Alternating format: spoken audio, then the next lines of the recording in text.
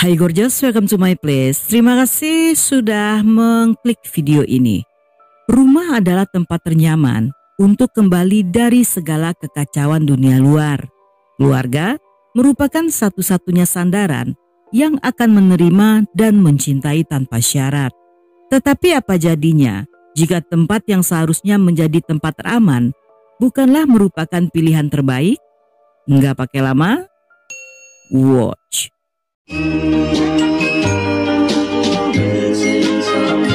Missing someone with all your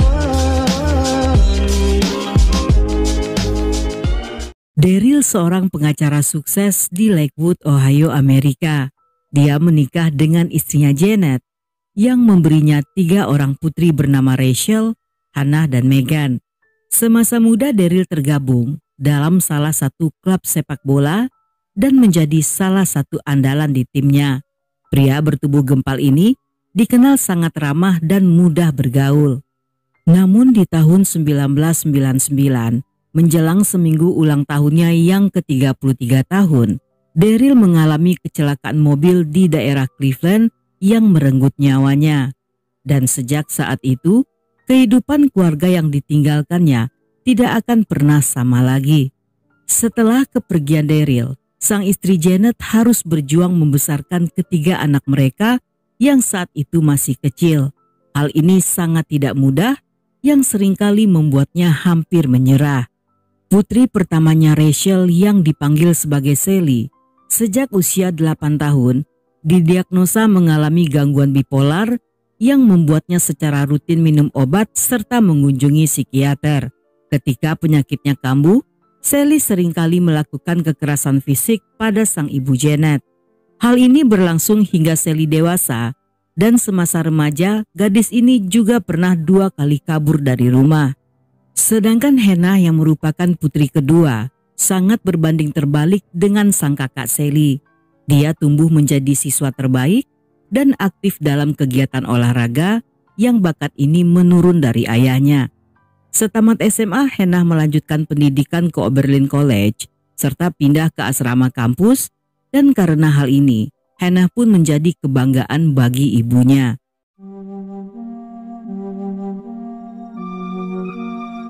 Saat Sally berusia 20 tahun, dia bertemu seorang duda bernama Tommy. Pria berusia 40 tahun ini berprofesi sebagai musisi yang manggung dari kafe ke kafe. Hubungan romantis mereka berkembang cepat dan keduanya tinggal bersama yang di tahun 2011 Sally pun melahirkan seorang putra bernama Cole. Namun kelahiran putra mereka tidak menjadikan hubungan Tommy dan Sally menuju ke jenjang pernikahan karena Tommy mengetahui jika kekasihnya mengalami gangguan mental. Baginya Sally adalah wanita yang baik, tetapi walaupun telah berusia 20 tahun, Sally masih belum dewasa dan kepribadiannya seperti terperangkap dalam anak berusia belasan tahun. Selain itu, Sally seringkali bicara hal-hal yang tidak nyata. Tommy bahkan beberapa kali pernah memergokinya kencan dengan pria lain yang dikenalnya melalui Facebook. Tommy yang sudah hafal dan tidak tahan dengan kelakuan Sally. Pada akhirnya mereka pun berpisah dan Sally serta putranya Cole kemudian pindah ke rumah sang ibu Janet. Walaupun telah putus, tetapi Sally masih sering mengunjungi Tommy, dan Tommy yang tidak ambil pusing membiarkan wanita itu datang dan pergi sesuka hatinya. Hingga pada awal tahun 2015, Janet yang saat itu berusia 47 tahun, tiba-tiba harus kehilangan pekerjaannya. Hal ini membuatnya sangat kesulitan karena masih harus menanggung biaya ketiga putrinya yang kali ini ditambah dengan 1 orang cucu. Tidak hanya masalah keuangan, dia juga harus menghadapi Sally yang suka uring-uringan serta main tangan.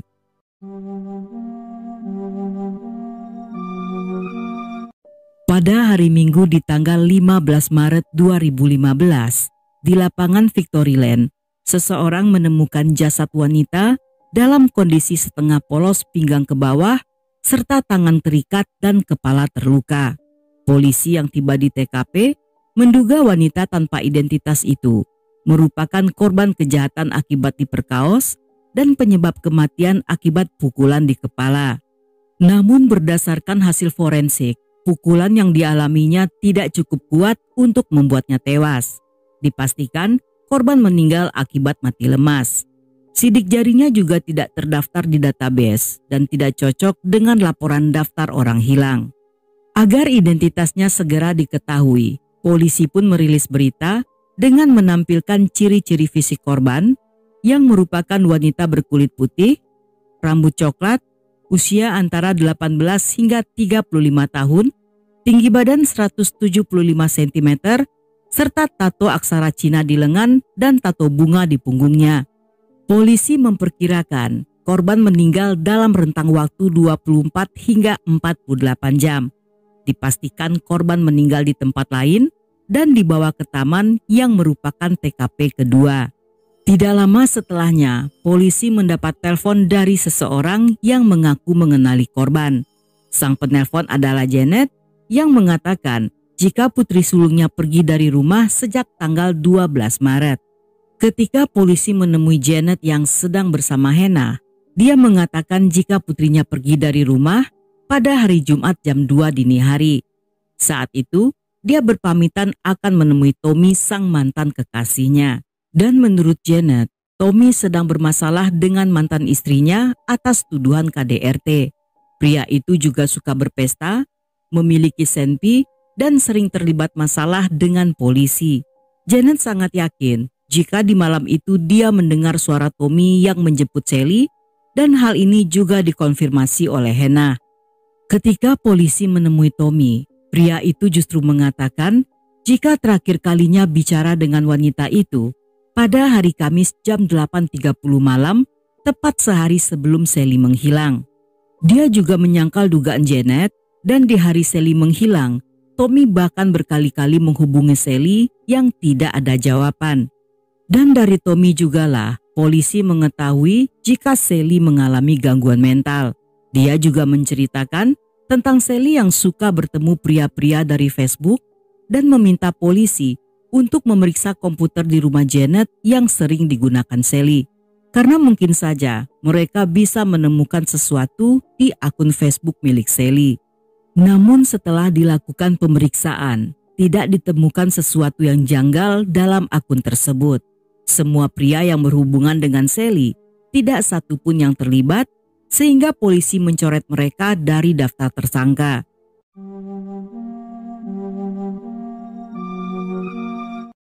Dua minggu kemudian forensik kembali membawa hasil pemeriksaan yang terbaru. Walaupun Sally ditemukan dalam keadaan polos, tetapi dipastikan dia tidak mengalami pelecehan.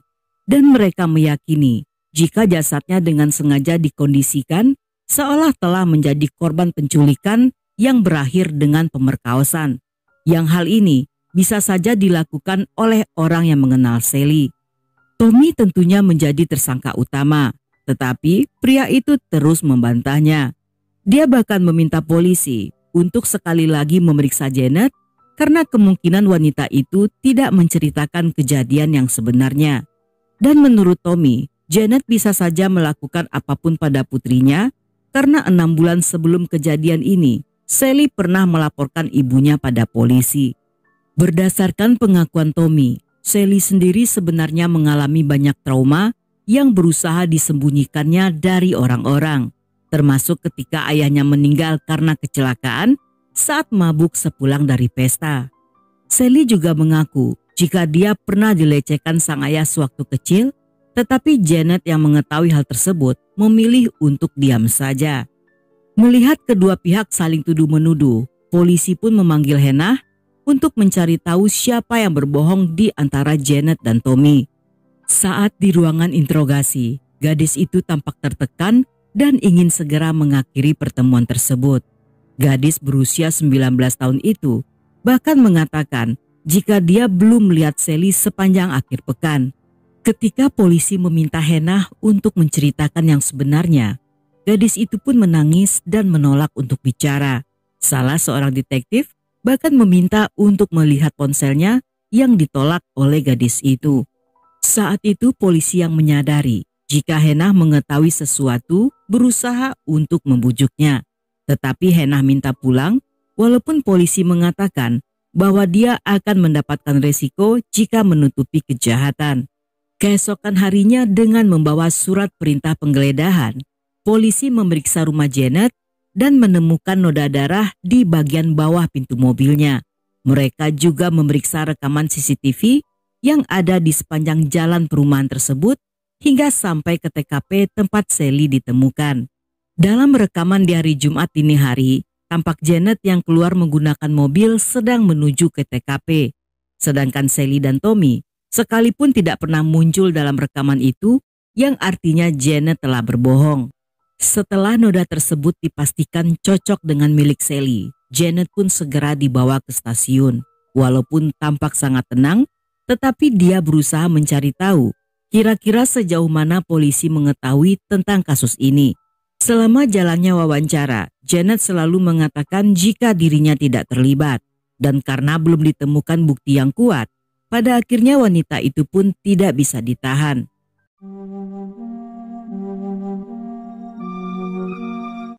Di hari berikutnya, polisi kembali mendatangi Janet dengan membawa surat perintah untuk menyita mobilnya. Masih dengan sikap tenangnya, saat itu dia bertanya untuk apa polisi membawa mobilnya. Polisi hanya menyampaikan bahwa ada bukti penting tanpa memberitahu tentang detail lengkapnya. Dan dia pun kembali menuntut jawaban, yang kali ini dengan kesal polisi menegurnya karena dianggap sudah keterlaluan. Dalam interogasi, Janet kembali bertingkah dengan berlagak polos sambil berusaha terus mengorek keterangan seperti sebelumnya. Namun kali ini, polisi berhasil menekannya dan pada akhirnya Janet pun mengaku telah membunuh Sally. Yang terjadi di hari itu, Janet tidak tahan lagi dengan kelakuan Sally yang semakin delusional dan mudah melakukan kekerasan yang bisa mengancam keselamatan sang cucu.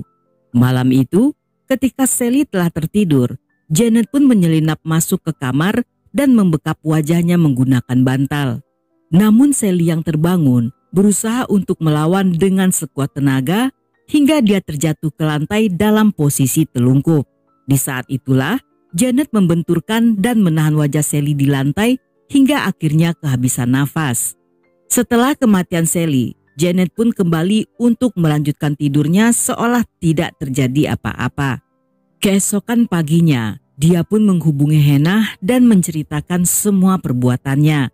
Janet bahkan juga meminta bantuan Hannah untuk menyingkirkan jasad Sally. Sebagai seorang anak, Hannah tentunya tidak tega menolak permintaan tersebut. Walaupun dia tahu ibunya telah melakukan kesalahan, tetapi saat itu hanya dialah yang bisa dimintai bantuan oleh sang ibu. Hannah yang saat itu sedang berada di asrama kampus memutuskan untuk segera kembali ke Lakewood. Dan setelahnya mereka pun membawa tubuh Sally yang kemudian posisinya diatur seolah-olah telah dilecehkan. Keduanya resmi ditahan pada tanggal 5 Mei 2015. Saat itu, Hannah yang tidak berusaha mengelak lagi, bahkan mengaku sudah lelah dengan kelakuan Sally yang menjadi beban keluarga.